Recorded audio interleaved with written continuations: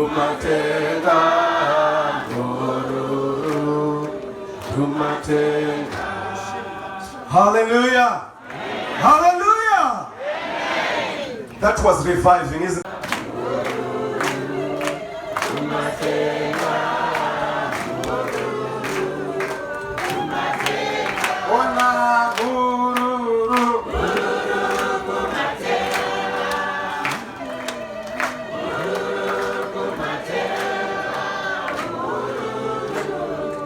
Kumatenga ngororo kumatenga. Hallelujah. Hallelujah. That was reviving, isn't it?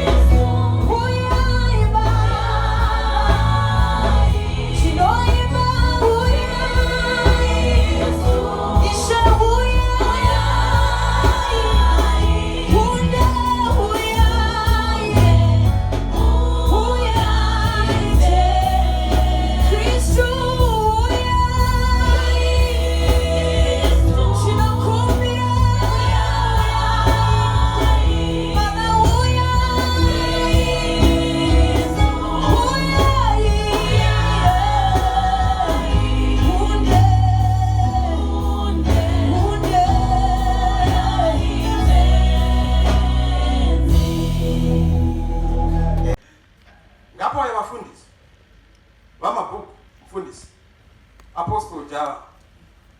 Teaching our meetings every Wednesday. What shocked me was the revelation. Bima was there. It was a moment to confess. She was there. Mom Kasper came once. And it was almost like Mdara was preparing. Post time for a affair, in the command, you must be there. Amen. Put this papa. Apostle, you are here. And so you couldn't go for more. Takata programming. The Katanga Muchka. I'll probably come on. Nataka kufomoka. Apostle achini fanya kwa muri kupi. Nijishaikwa. Onanda kudima affaire atu kuvomorera na politics. Ano kuna ndipari ya nikatore wachigaba. Amen.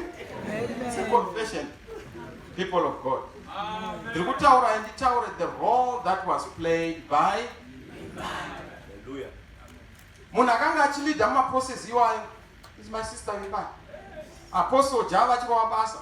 President Changra had come to accept that Java was not Mukwashi. Java was a fact. Amen.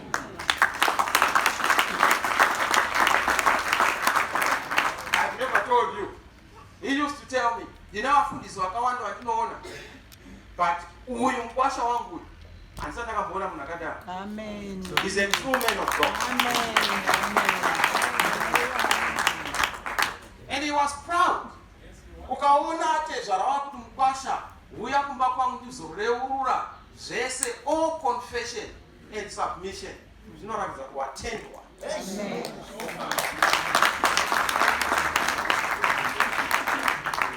But mukwasha hatendwi pasati patendwa wakatungurwa. Imbai Mudara airimba naye. She was an exceptional girl. Amen. Very strong in terms of leadership.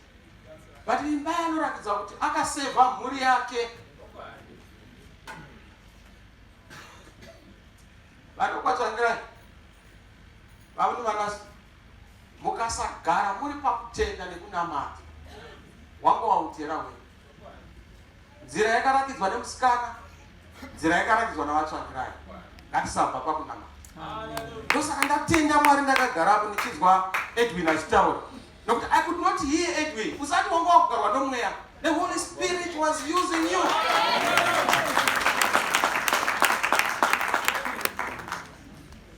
Apostle Edwin.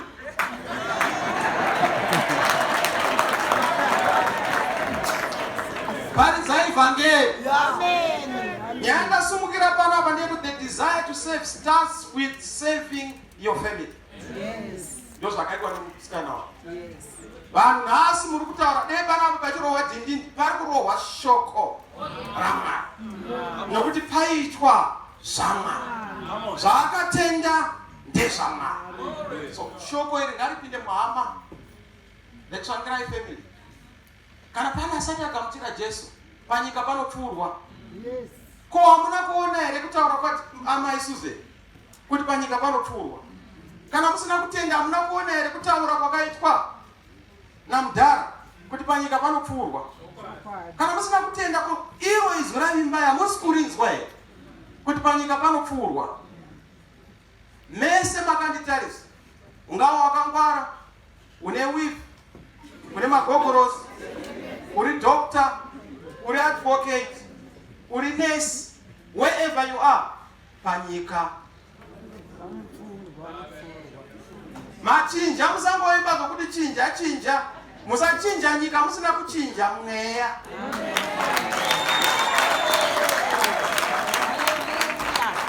Why? Because panyika pano pano kutaura pana mwana anogona kuti ndinonamata Mwari kawachengeta wayambutsa. Vanogona kusapedza gore. Vari muupenyu hwavari vane humwe upenyu. But it doesn't mean kuti wafa ndavakufiwe kuna Kristu. Kuna Kristu kunograduatwa from one glory to another. Ndokunge uri muupenyu hweglory. But kana uchinge usiri muupenyu hweglory unobva from one story to another. Joshua kuranasumukira. The desire to akaseva mhuri yake. Akaseva mhuri yake. Akaita zvakaitwa naJoshua zvakanzi kana ndiri ine mhuri yangu inoraramira Mwari.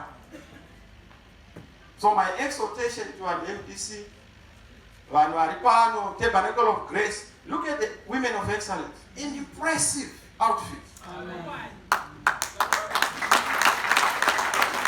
Ndati kana zveku MDC politics mati hamuchandidi ndenda kuti iwo jindo rita mufundisi. Kufambisa basa rakatangwa nasisi wangu ndonoshanda ku women of excellence.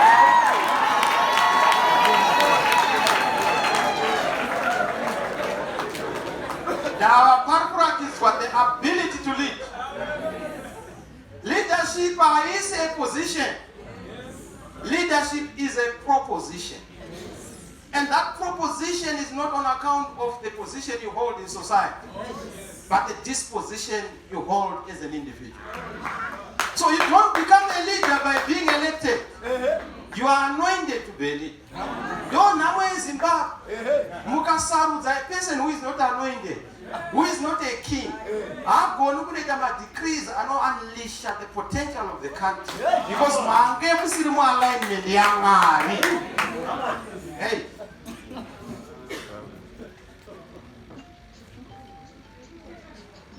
elections kanogara chia problem. Toda upi Barabas kana Jesu. Democracy iyo Barabas. Mutisia Jesu unokuponesa auya pamchinji kwa.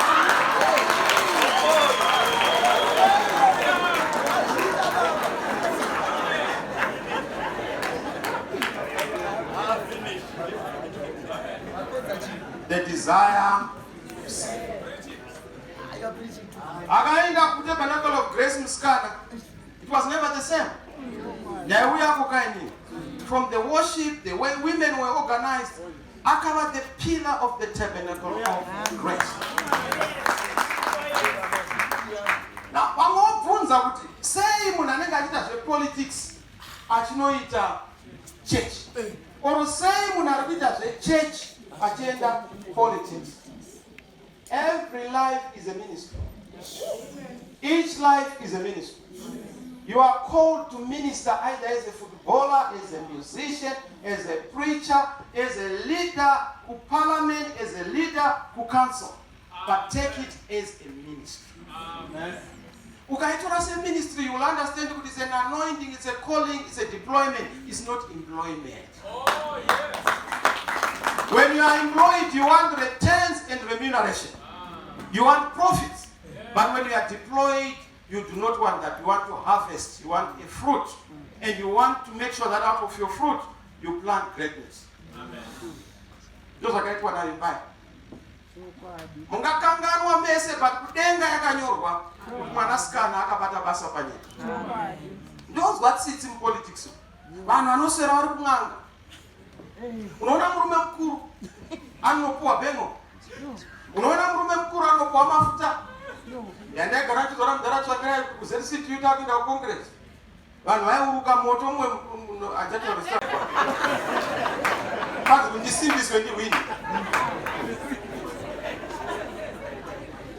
Hakuna kuromba kunodarika kugamuchira Jesu. Izvi zvenyu zvokwana ndunge. Woseranzi bengoro kana topowa. Nekunopisa wakapfeka scarf.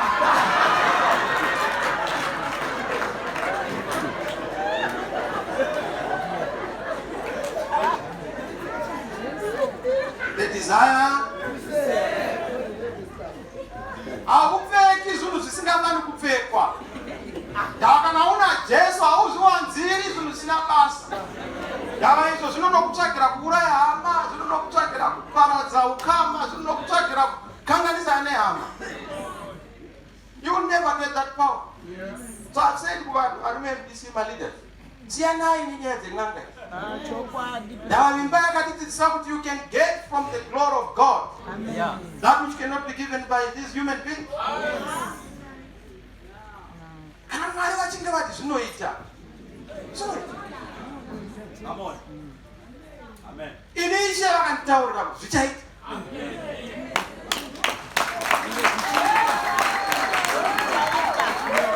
Sekutaurwa kwaitwa naapostoli Edwin. Hatizivi seiko, papiko, riniko, asi zvaita. Yes. Mwari vataura nini ndiri kugomo rimwe zuva. Zvikanzi ndanoudza muranda wangu tsvangirai kuti pane zvichaitika zvizhinji. Ndikutaura ini yatikwe dzakaoma. Ndanomuudza kuti pane zvichaitika zvakawanda manje cataclysmic development. Ende ndanomuudza kuti chero mukaita sei kumatebhele musashandisa army against the people. Because nguva yacho ichasvika kuti muchatungamirira kwete kutonga. Isu hatisvika kutonga sisikiri. No, vana mhosva. Toda kutungamirira.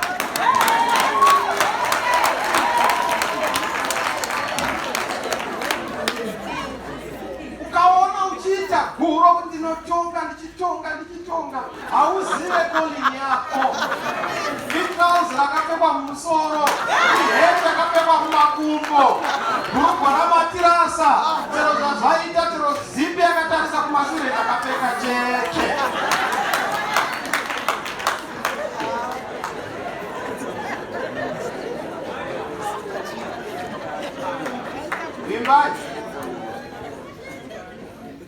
desire. She said, your politics is not dead. It is the politicians and the players in politics who are dead. So azishali kushamisa kuti angaenda kuparliament to serve in parliament. Ndakatombora kudiscourage ngati chimbomirai maimfundisi. Focus on amusikuona kuti waizosara tina mfudzi kandoita zvese. Calling yangu inogona get lower because avarorwa neapostoka. The anointing is higher. Inini handicharamida kuda kunopikisa.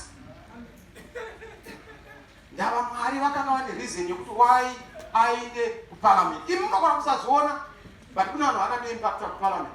One or two. Kuti vauye kuumambo hwe the desire to save. So you serve in the marketplace, you serve in your leadership position. Those are guys msikana. Amen. Ana kugumira ipapo. Akada kunopinda women's assembly. Akasarudzwa zvino mutsindo. Zvakaita kuti azopinda mudambudziko. Ani muriona picture yarapa. What is it? The desire to save. Pakapaita cholera ku Glenville. President weya kunotibatsire vanhu. She did a fantastic job. Amen. Because she had the desire to save. Zvino kana ukaona uchikumbira chigaro chevanhu uchida kuvhoterwa, zvibvunze mumwoyo mako kuti what is it that I want? Do I want to be or to do it? A lot of leaders choose positions of leadership so that they are going to be something, but not that they are going to do something. So the calling in leadership, is to doing something for them. She was a doing lady in everything she did. She was doing TOG, she was doing in the Chagrai family, in the Rambaba's family, she was doing. She was a doing lady. She was not about being. But Jinji Wakatakura Mataito is excellent. Nothing excellent about what they are conducting.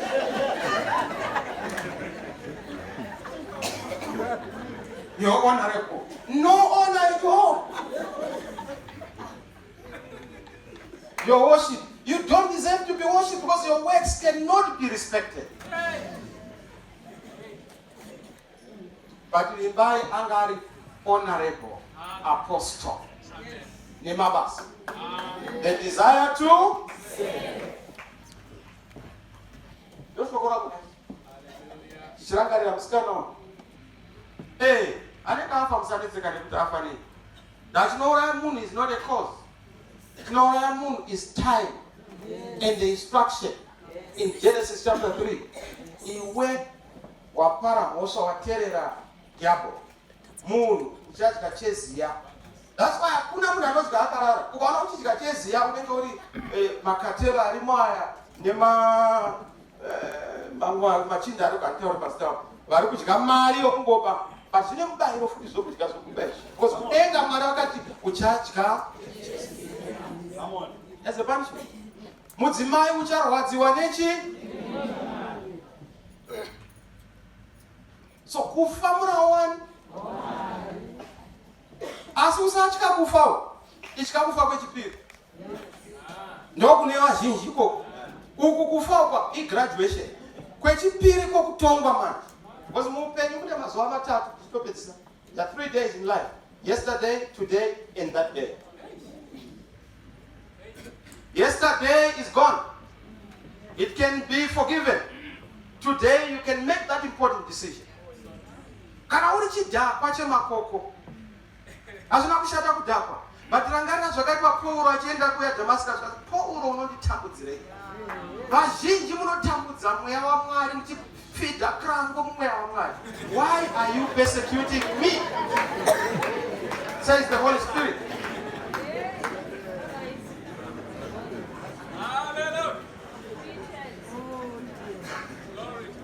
Those are pakati penya. Nasi ndoda kuti paite chimwe chishamiso panapa. Chokuti pane munhu anoti inini ndandichararama upenyu because denga rinogara richishandisa zvakazvidzika. I'm here as a political leader, but I'm here also as a spiritual conscience for your salvation. Isaiah chapter 6, nezu rakafa mambo Uzia ndakaona Mwari. May you see God through this event.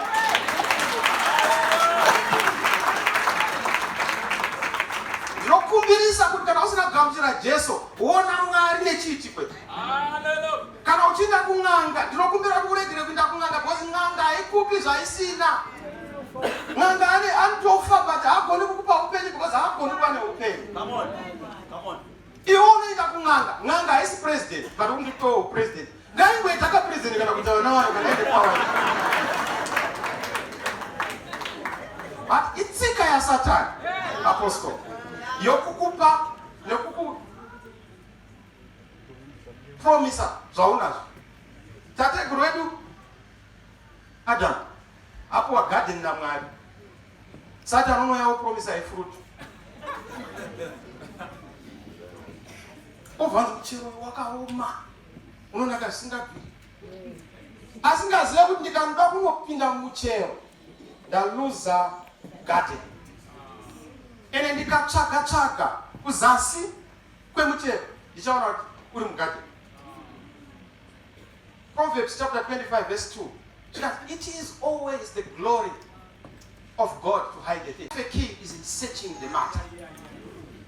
Gospel rakavigwa pamusoro pegomo. But munhu achitaura zvinhu zvichamisa anopenga. Kuti shedza isusu pamemori yata akunotaura zvevhangeri. Zvakazvidzika ndo zvinoponesa. Zvakasumuka zvinodzikisa.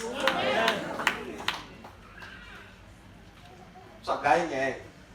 My sister is not there. We celebrate what she did. She started a journey that we have to complete. Ndaratsvagira yakatanga, we have to complete. Inandinakana pandinotambudzika. Because ndotoona kuti dzimwe dzenguva Mwari vaipa manotsi. Ndozva Mwari vachinetsa, legacy yatsvangirai, legacy yatsvangirai. Tisu, we are the legacy.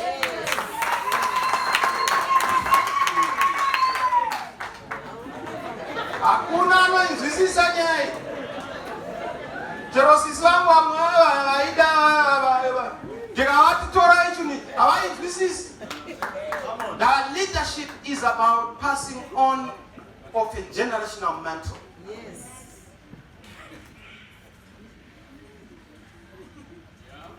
Consider Apostle John, you are going to be one of the spiritual fathers of this nation.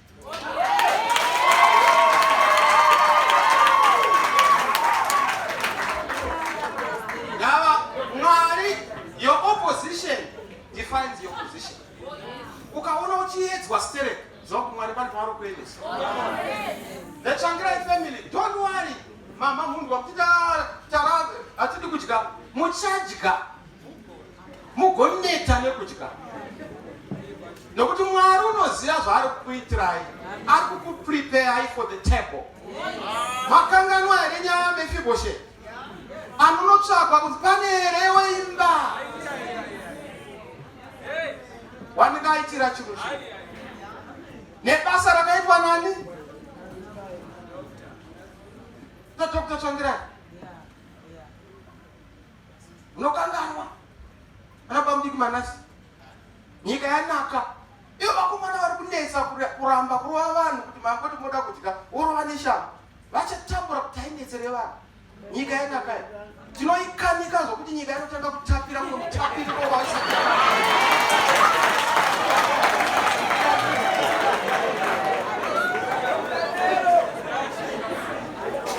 Taigadzira nyika. Kunzi handei kumba kakuye kuno.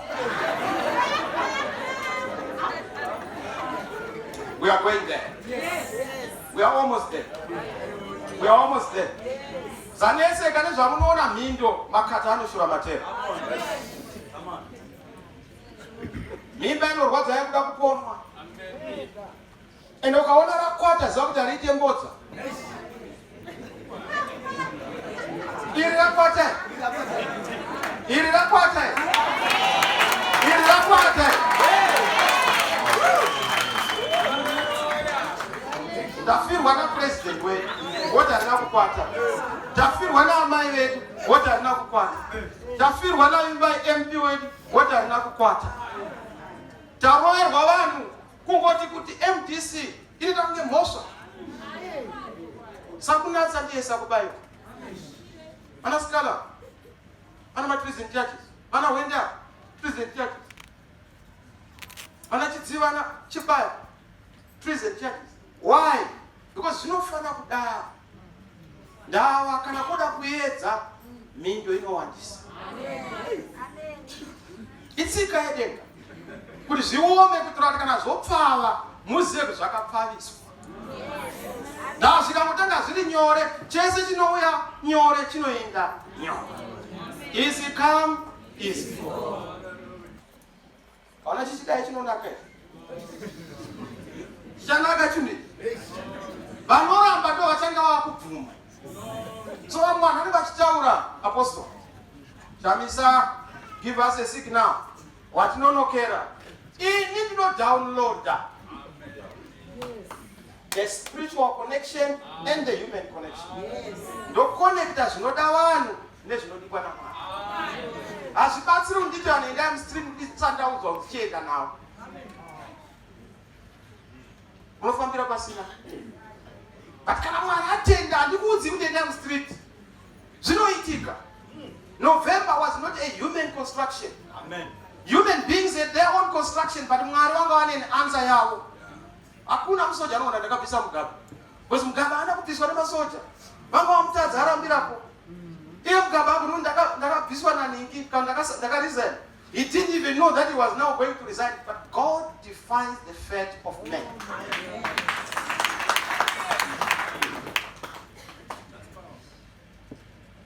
So mzanetseka isu ma-MP taimhanya tichida kuita impeachment. You don't impeach somebody kana Mwari vachida kuti glory yavo idzokere kwavari.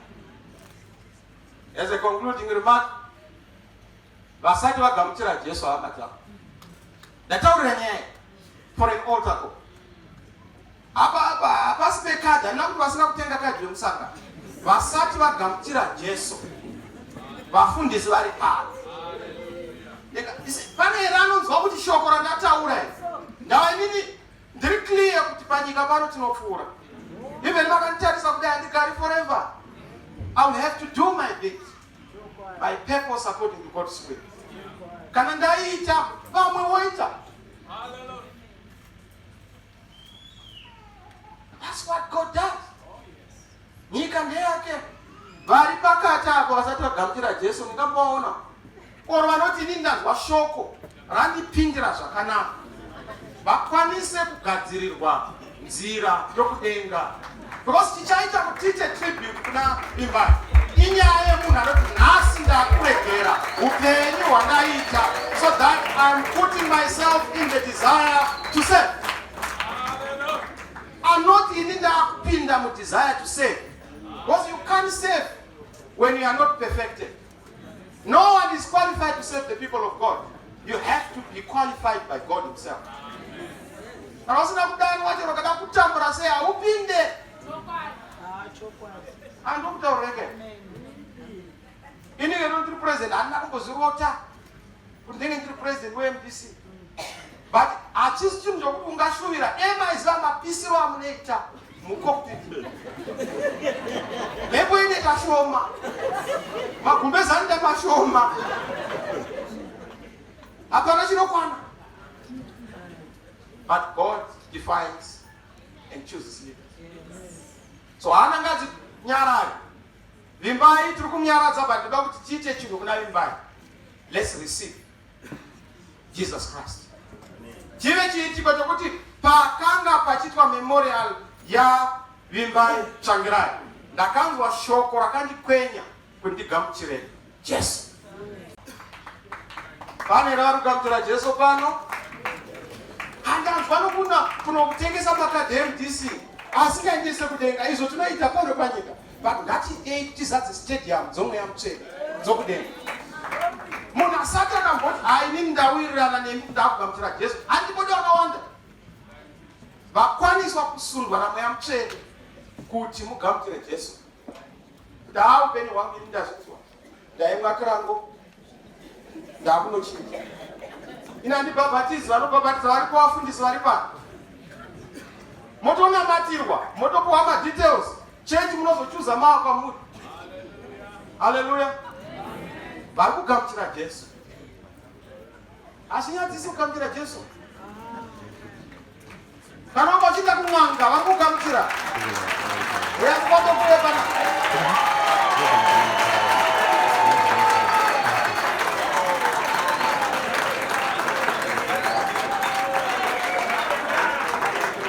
Vari kuti vanogamuchira Jesu, uya uimire pano, Mwari wakuitire zvakanaka.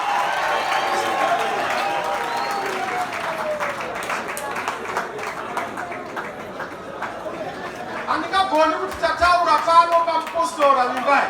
Vanhu votadza kugamuchira Jesu. Vari kugamuchira Jesu, uyai muuye pano, vafundisi vaite basa.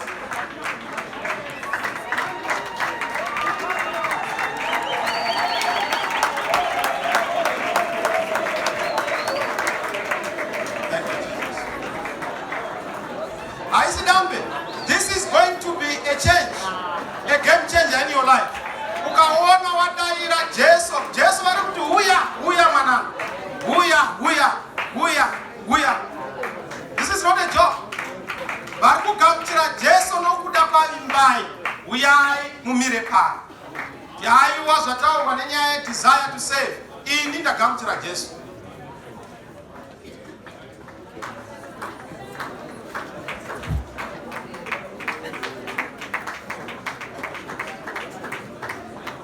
Kana uchiri kugamuchira Jesu hausi kuuya kuzopuwa kadhi rekusagara. Uri kuuya kuzogamuchira mweya mutsvene neupenyu hutsva. Ndaudza Apostle John that I will do what I have not done. Handina kuuya pano kuzotaura marally speeches. Ndauya pano kuti vimba yakapa upenyu kuna Jesu. Iwe ipa upenyu kuna Jesu. Show your desire to save. Vimba yakapa upenyu kuna Jesu. Madzimai muriko here, asikana muriko here. Vimba yakapa upenyu kuna Jesu. The desire to save. Tabernacle Grace iriko, Zayoja iriko, AFM iriko, Methodist iriko, Church of Christ iriko.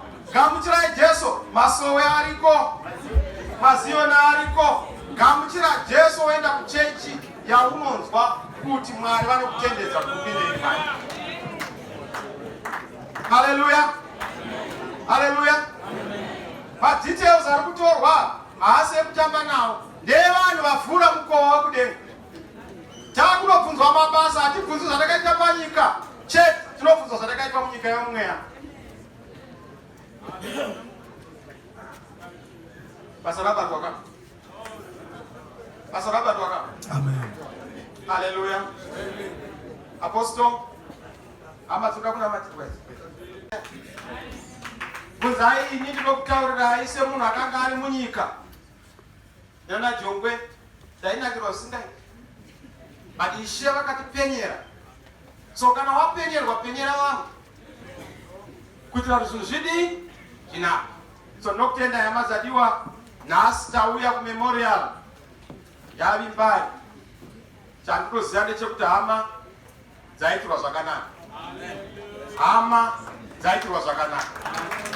Hama dzaitirwa zvakanaka. Hama dzaitirwa zvakanaka. I want to thank you. Matongero enyika musatambudzika. Vimbai anoziva kwanga kwakananga nyika. Agara achiti president chimbosanganai namunangagwa even pasina condition. Hallelujah. Mugadzirise upenyu hwevanhu. That's what she used to say. Ndomuti yes, handina kana condition. But hatisi kuzopinda mudialogue rokuti tiwane zvigaro. Toda kupinda mudialogue rokuti tiwane ugaro. Takapinda muGNU, chakatanga ndochakachenjedzwa. Hatina kudzidza kuti hatina kushandura upenyu zvinofana kuitwa. Munyika muno munhu afani kurohwa nemupurisa waanobhadhara. Vachiroverwa vataurire kuti mupurisa abhadharwa, ini ndibhadhara. Munyika muno hamufani kuita musoja anobuda achinda kupurisa pfuti kunopfuura munhu ari kundibhadhara. Nokuti army is not an army against the people. It's an army against the external enemy. munyika muno hamufani kuita zvezvakare munhu anotsungwa kupinda mujeri nenyaya yekuti ane political view different from the one who is leading. Criticism is actually part of construction. Ukaona criticized is never to destroy you. You are criticized because opposition is the mirror of leadership. When you are criticized by those out of leadership, it's because they are seeing better. You must just see their reasoning and understand their reasoning. It's also no dialogue. How do we have reform? My elections are being Atini my elections are not being in Zimbabwe. My elections are not going to put a leader and not equal to one, and not equal to one. I think what that ono tunga mirira. And then I go opposition. I was. I want to Chamisa Vumango Tunga Gwandie. I think for me name. Nobody knows to Bande, Gabudenga. When you went out, walk out banana in Taka. Uno Zia Sagaitica. Wanga kunyeperwa navanhu kuzivhuma unobvumire. So ina handisi obvumi nyaya yekuti munhu akahwina iye asina. Ngatiwirirane kuti haana kuhwina. But kana muchiti mada kungwe kurongwawo kwamunoda munhu asina kuhwina. Chokwadi hatiputse ukama. Chokwadi chinovaka ramangwana. We need electoral reforms. Ifambise basa zvakanaka munyika muno. Vakasora muturu. Havazivi uturu hwakatsvekwa mandiri.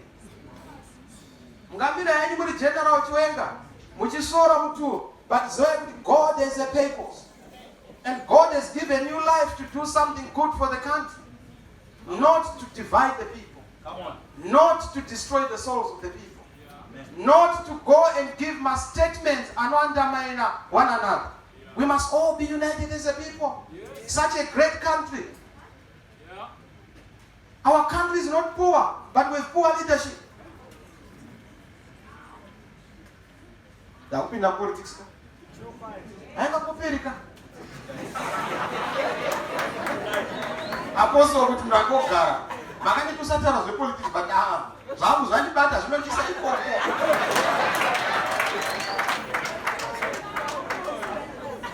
So yes, this is how we are ready for dialogue. Amen. But dialogue which is premised on principle. Amen. So that the sharing of a vision. So that we correct our past mistakes. Zvakaitika kugukura hundi zvinofana kugadzirwa. Nyika ino ine vanhu vakafa vachifira mahara. Far too many people. Tikasapodza ropa iroro. The blood of Jesus speaks better things than the blood of Abel. Kureva kuti ropa rinotaura. Ropa renyika rakadeurwa pasapo rinofana kunyaradzwa.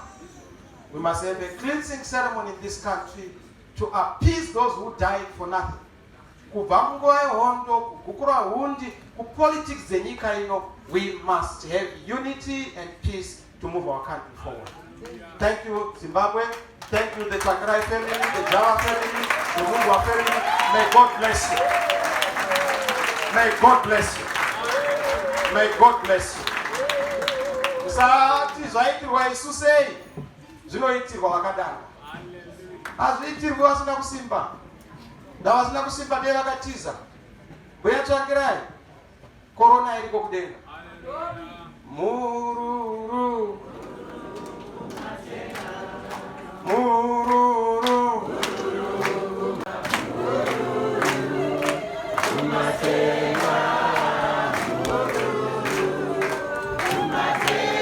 Ona mururu.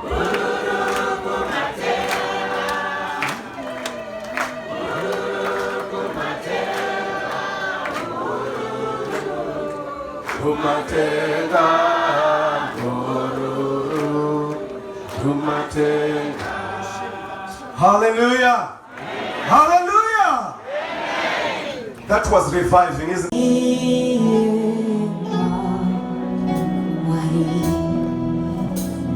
Shiro Jose Shiri Pasi Shak Sikwati Kristu Uya Tenzi Uya